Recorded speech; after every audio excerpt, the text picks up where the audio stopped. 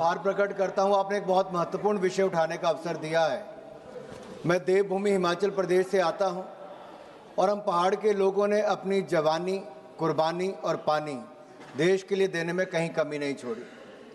आज से 50 साल पूर्व, 50 साल से ज़्यादा हो गए, जब पौंग डैम के बनाने के लिए उस समय की कांग्रेस सरकार ने कहा था 20,772 परिवारों के 339 गांव से उनको खाली करवा दिया गया। राजस्थान में जमीन देने के वायदे किए गए, विस्थापित उनको किया गया और स्थापित उनको राजस्थान में करने की बात कही गई। उनके जमीन पानी में डूब गई, घरों से वो बेघर हो गए। बाकी राज्यों में बिजली पहुंच गई लेकिन उनके घरों में अंधेरा छाया रहा।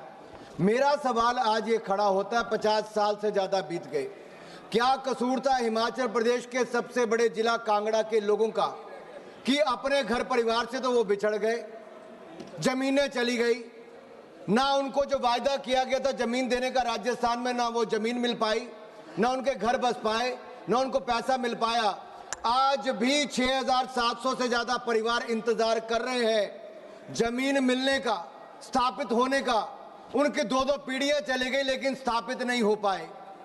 क्या ये देश में सही हो रहा है?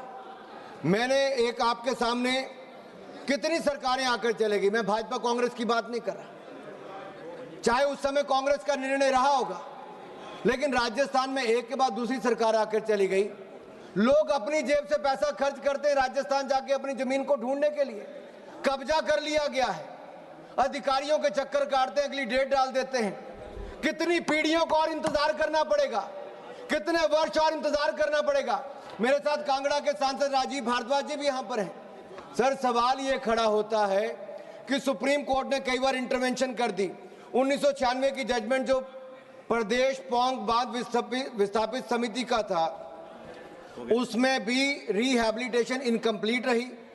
6,700 लोगों को आज तक अपनी जमीन नहीं मिल पाई, इंफ्रास्ट्रक्चर वहां पे नहीं मिला, ब्यूरोक्रेटिक ऑब्स्टेकल्स है। मैं एक डिमांड आपके माध्यम से यहाँ पे करने वाला हूँ सर, ये जो हिमाचल प्रदेश ऑफिसर्स ने एक इंस्पेक्शन रिपोर्ट दिसंबर 2024 में दी, जिसमें उन्होंने कहा कि जल्द से इसको इम्प्लीमेंटेशन करने की बात की जाए, पेंडिंग अलॉटमेंट की जाए, इंफ्रास्ट्रक्चर डेवलप किया जाए और प्रोसीजर को स्ट्रीमलाइन किया जाए। इसके लिए करना क्या पड़ेगा सर? एक ही मांग है कि जल शक्ति मंत्रालय, गृह मंत्रालय इसमें इंटर मिनिस्ट्रियल रिव्यू करे और हमारी जो सेंट्रल हाई पावर कमेटी है उसको स्थापित किया जाए। एक ज्वाइंट टास्क फोर्स राजस्थान और हिमाचल प्रदेश की सरकार की बनाई जाए, ताकि मेरे जो विस्थापित परिवार हैं वो हिमाचल प्रदेश के विस्थापित परिवारों को जमीन मिले, उनको उनका हक मिले। अगर सदन को लगता है कि विस्थापितों को उनका हक मिलना चाहिए, तो मैं चाहता हूं आप भी मेरे साथ संबंधित होकर कहें, क्योंकि माननीय राजीव भारद्वाज जी कांगड़ा के सांसद हमारे साथ हैं। धन्यवाद। अगर लगता है तो हम आपके माध्यम से इस मांग को रखते हैं सर। धन्यवाद। धन्यवाद जी। माननीय सदस्यों, अब मैं केवल उन्हीं सदस्यों को मौका दे रहा हूं जिन्हें इस सप्ताह अभी तक मौका नहीं मिला है। कृपया केवल एक मिनट में अपनी बात रखें ताकि सभी को अवसर मिले। माननीय Shri AB अकायजाम ji.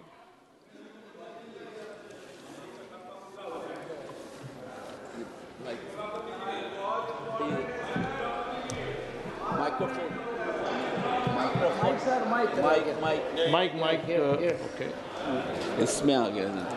Thank you chairperson.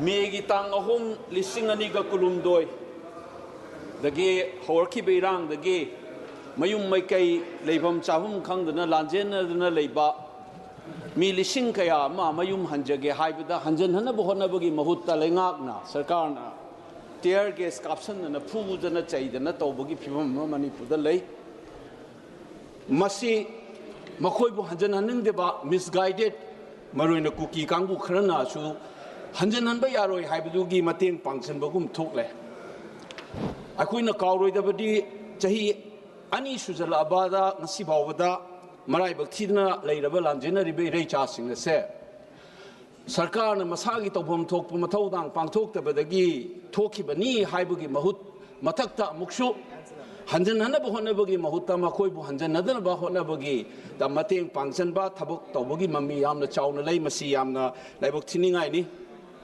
So I like to draw the attention of this House to the fact that there are more than thousands and thousands of people are still languishing in relief camp, and I appeal to the government of India that they should draw up a concrete, honest and transparent plan to ensure that these people go back to their homes before we mark the 3rd anniversary of the crisis that began on 3rd of May 2023. Thank you, Chairperson. Thank you for restricting to for the time. माननीय श्री आनंद गौड़ जी.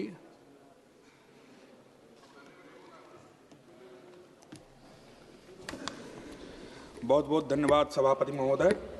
सर्वप्रथम मैं आपके माध्यम से यशस्वी प्रधानमंत्री श्री नरेंद्र मोदी जी और माननीय वाणिज्य और उद्योग मंत्री जी के साथ साथ उत्तर प्रदेश के माननीय मुख्यमंत्री जी का हृदय से आभार व्यक्त करना चाहता हूं कि बहराइच की अनूठी गेहूं के डंठल की हस्तकला को एक जिला एक उत्पाद योजना के तहत चयनित कर उसे नई पहचान और राष्ट्रीय स्तर पर प्रतिष्ठा प्रदान करने का कार्य किया गया है.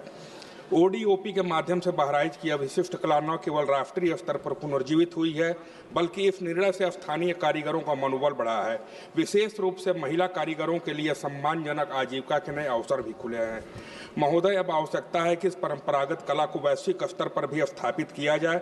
मेरा आपसे विनम्र अनुरोध है कि बहराइच के गेहूं के डंठल हस्तशिल्प को GI टैग प्रदान करने की प्रक्रिया प्रारंभ किया जाए जिससे इसे वैश्विक स्तर पर विशिष्ट पहचान मिल सके.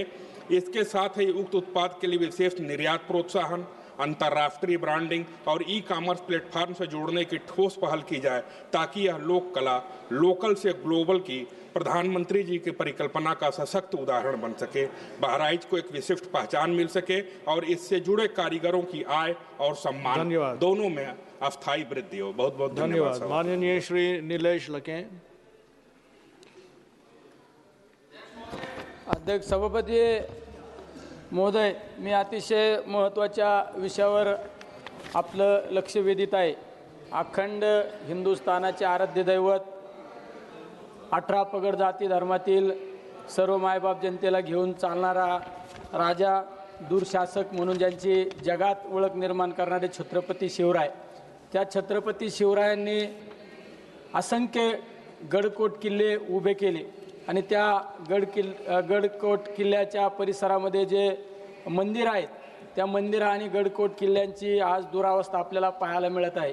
तर मी आपणाद्वारे केंद्र सरकारला विनंती करतो की या गडकोट किल्ल्याच्या संवर्धनासाठी या गडकोट किल्ले सुसज्ज पद्धतीने पुन्हा एकदा आपल्या समोर उभे राहिले पाहिजे. यासाठी शासनाने भरीव निधी मंजूर करून त्या गडकोट किल्ल्यांचं संवर्धन करावे हीच आपणाद्वारे विनंती करतो.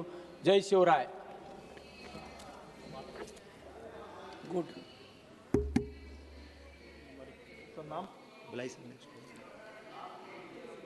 माननीय श्री अनिल फिरोजिया जी.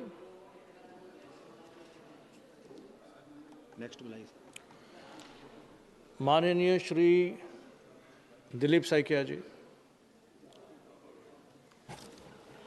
सभापति महोदय, जैसे कि सदन को मालूम भी है, देश के पूर्वोत्तर क्षेत्र में वहाँ पे शांति स्थापित करने हेतु और वहाँ पे विकास की कार्य को गति देने हेतु आदरणीय प्रधानमंत्री नरेंद्र मोदी जी के नेतृत्व में और गृह मंत्री अमित शाह जी के नेतृत्व में वहाँ पर अभी तक 12 पीस एकॉर्ड और पीस एग्रीमेंट हुआ है, जहाँ पर 11,000 युवाओं ने अपना सर्च ट्रैक करके मेन स्ट्रीम में आए हैं.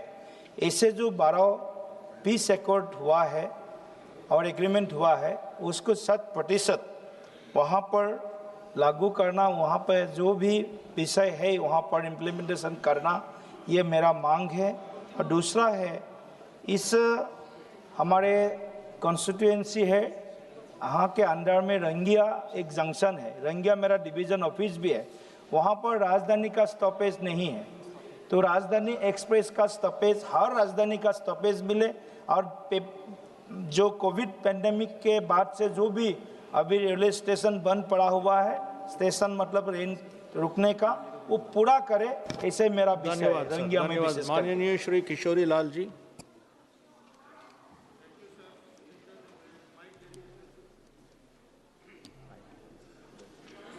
माइक नहीं सर।